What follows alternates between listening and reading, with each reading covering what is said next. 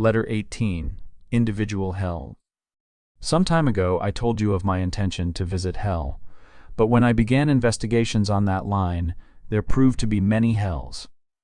Each man who is not content with the orthodox hell of fire and brimstone builds one out of mind stuff suited to his imaginative need. I believe that men place themselves in hell, that no God puts them there. I began looking for a hell of fire and brimstone and found it. Dante must have seen the same things I saw. But there are other and individual hells.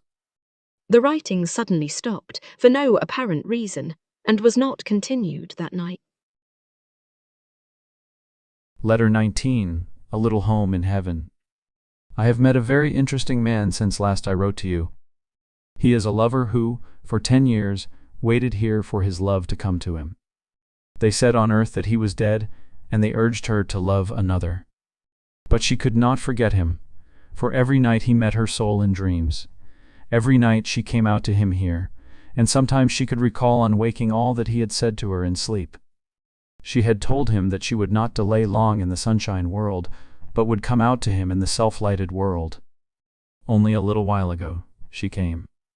He had been long getting ready for her coming, and had built in the substance of this world the little home he had planned to build for her in the outer world. He told me how, one night, when she came to him in dream, she said that she would rejoin him on the morrow, never to leave him again. He was startled, and would almost have stayed her, because he had died a sudden and painful death, and he dreaded pain for her. Always he had watched over her, warning her of danger, but this time he felt, after the first shock of the message was over, that she was really coming. And he was very happy. He had found no other love out here, for when one leaves the earth full of a great affection, and when the earthly loved one does not forget, the tie can hold for many years unweakened. You on the earth have forgotten so much of what you learned here that you do not realize how your thought of us can make us happy, do not realize how your forgetfulness of us can throw us back entirely upon ourselves. Often those who go farthest here, who really grow in spirituality, are those whose loves have forgotten them on earth, but it is sad to be forgotten nevertheless. It is a bitter power you make possible to us when you thus throw us back upon ourselves, and not all souls are strong enough or aspiring enough to make use of the lonely impetus that might help them to scale the ladder of spiritual knowledge. But to return to my lovers. All that day he remained near her. He would not rest, for, as I have told you, we generally rest a little when the sun shines on the earth. All that day he remained near her. He could not see her body, for the rays of sunlight were too strong for him. But, after hours of waiting, suddenly he felt a hand in his, and though she was invisible to him, yet he knew that she was here. And he spoke to her using such words as he would have used on earth. She did not seem to understand. He spoke again, and still she did not answer, but he knew from the pressure of her hand that she realized his presence. So hand in hand they stood there in the darkness of the sunlight, the man able to speak because of his long experience in this world of subtle sounds, the woman speechless and bewildered, but still clinging to his hand. When the sunshine went away, he was able to see her face, and her eyes were wide and frightened, but still she seemed held to the room in which lay the body which had been she. It was summer, and the windows were open. He sought to draw her away into the perfumed night, which to them was day, but she held his hand and would not let him go. At last he drew her away a short distance and spoke to her again. Now she heard and answered him. Beloved, She said, which is I? For I see myself, I feel myself back there also. I seem to be in two places. Which I is really I? He comforted her with loving words. He was still afraid to caress her, for the touch of souls is very keen, and he feared lest she should go back into the form which seemed to be so near them, and thus be lost to him again. But though she had often come to him in dreams, it had not been so vividly as this time, and he felt that she had really passed through the great change. She still clung to his hand, yet seemed afraid to go out with him out and away from it. He stayed there with her all that night and all the next day, when the darkening sun came again, and again he could not see her. Once the well-meaning friends of his beloved disturbed her body, doing those sacred offices which seem so necessary to the living, but which may sorely disturb the dead. He stayed with her the second night and all the second day. He could hear the sobs of her grieving parents, though they could not see either him or their daughter. But on the second night, the little dog of his love came into the room where it lay, the room in which their two souls stood, and the little dog saw them and whined piteously. The man could hear it, and she also could hear it. And now she could hear him more plainly when he spoke to her. "Where will they take it?" she asked him. He recalled the time when he had been held spellbound near his own lifeless form, over which his loved one had shed bitter tears. And he asked her if it would not be better to come away altogether. But she could not, or thought she could not. On the third day, he knew from the agitation of his love that they were placing her body in the coffin. After a while he felt, though he could not see, that many other persons were in the room, and he heard mournful music. Music can reach from one world to another, can be heard far more plainly than human voices, which generally cannot be heard at all, except by the trained listener. By and by his love was sorely agitated, and he also, through sympathy with her, and they felt themselves going slowly, oh, so slowly, along. And he said to her, "Do not be grieved. They are taking it to the burial, but you are safe with me." He knew that she was much troubled. It is not for nothing that over the house of death there always hangs a strange hush, not to be explained by the mere losing of the loved one. Those who remain behind feel, though they cannot see, the soul of the one who has gone out. Their souls are full of sympathy for him in his bewilderment. The change need not be painful, if one would only remember that it has been passed through before, but one so easily forgets.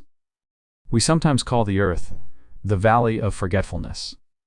During the days and weeks that followed, this lover remained with his loved one, ever trying to draw her away from the earth and from it, which had for her, as for so many, a fearsome fascination. It is said that the souls of those who have lived long on earth more easily detach themselves.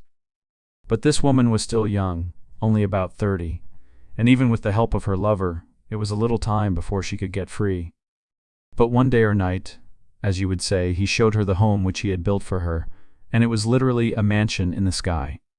She entered with him, and it became their home.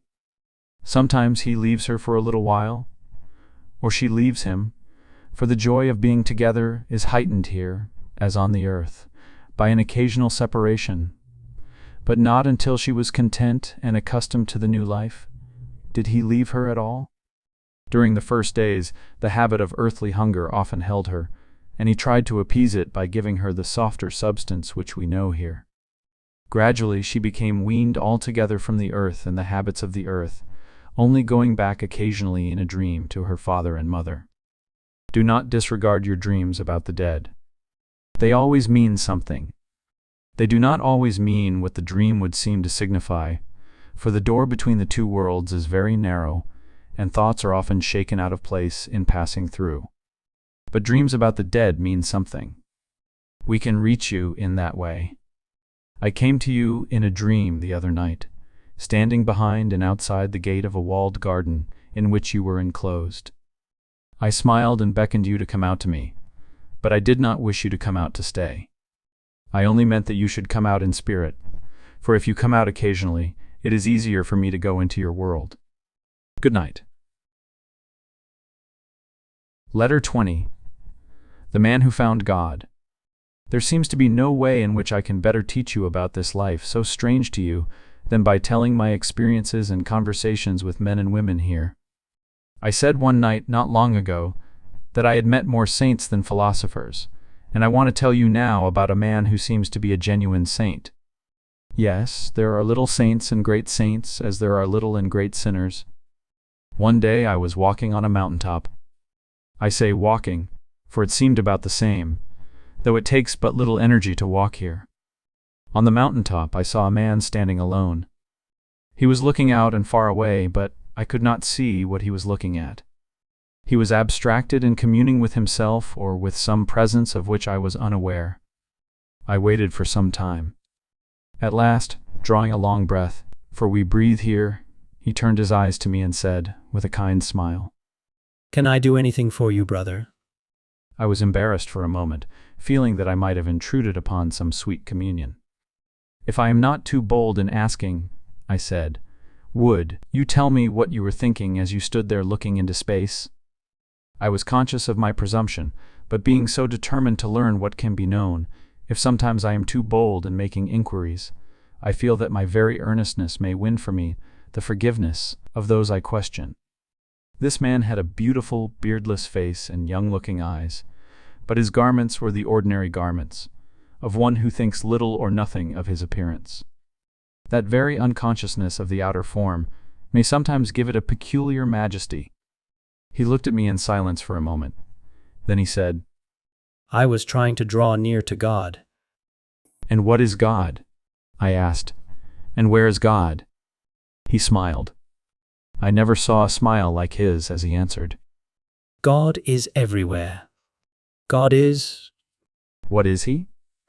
I persisted, and again he repeated, but with a different emphasis, "God is. "What do you mean?" I asked.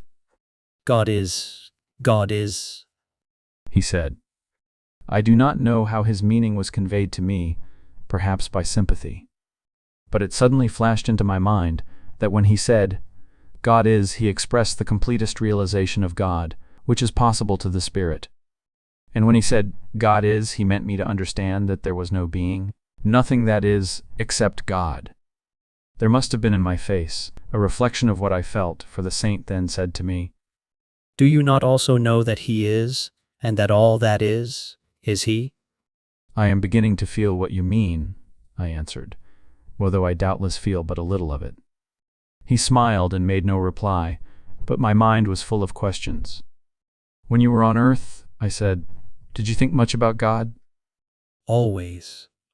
I thought of little else. I sought him everywhere, but seemed only at times to get flashes of consciousness as to what he really was. Sometimes when praying, for I prayed much, there would come to me suddenly the question, 'Ito, what are you praying?' Finally, one day when I was alone in the woods, there came the great revelation. It came not in any form of words, but rather in a wordless and formless wonder, too vast for the limitation of thought. I fell upon the ground and must have lost consciousness, for after a while, how long a time I do not know, I awoke, and got up and looked about me. Then gradually I remembered the experience, which had been too big for me while I was feeling it.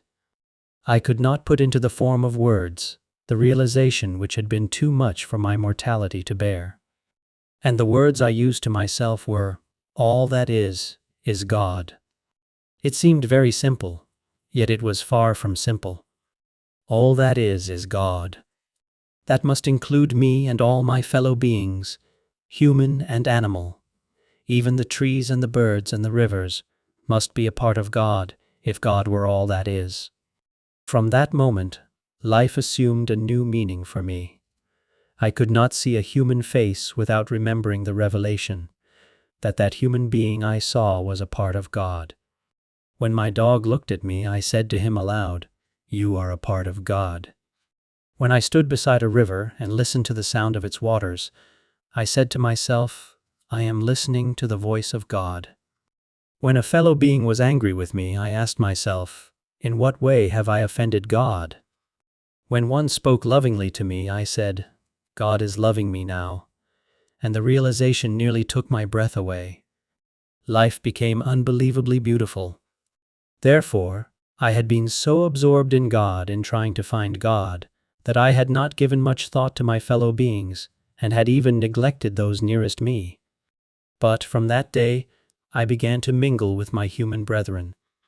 I found that as more and more I sought God in them, more and more God responded to me through them. And life became still more wonderful. Sometimes I tried to tell others what I felt, but they did not always understand me. It was thus I began to realize that God had purposely, for some reason of his own, covered himself with veils. Was it that he might have the pleasure of tearing them away? If so, I would help him all I could. so I tried to make other men grasp the knowledge of God, which I myself had attained. For years I taught men. At first I wanted to teach everybody, but I soon came to see that that was impossible. And so I selected a few who called themselves my disciples. They did not always tell the world that they were my disciples, because I asked them not to do so. But I urged each of them to give to someone, as much as possible, of the knowledge that I had given to him. And so, I think that many have come to feel a little of the wonder which was revealed to me that day, alone in the woods, when I awoke to the knowledge that God is. Then the saint turned and left me, with all my questions unanswered. I wanted to ask him when and how he had left the earth, and what work he was doing out here, but he was gone. Perhaps I shall see him again some day. But whether I do or not, he has given me something which I in turn give to you, as he himself desired to give it to the world. That is all for tonight.